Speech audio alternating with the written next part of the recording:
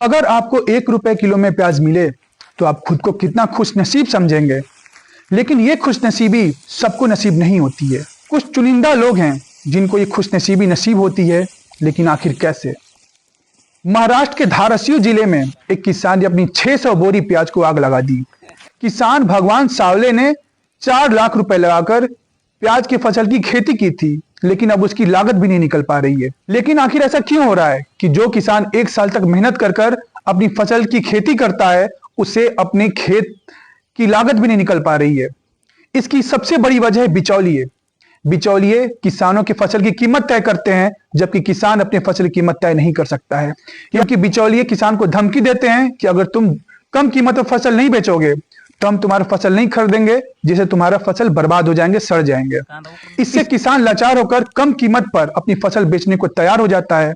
लेकिन यह हमारे सिस्टम पर बहुत बड़ा सवाल है। आखिर बिचौलियों के पास इतनी पावर कहां से आई जो वो किसान की फसल की कीमत तय करते हैं, जबकि किसान अपने फसल की कीमत तय नहीं कर सकता। यह हमारे देश के सिस्टम को लेकर बहुत बड़ा सवाल है जो हमारे देश के विकास को रोक रहा है।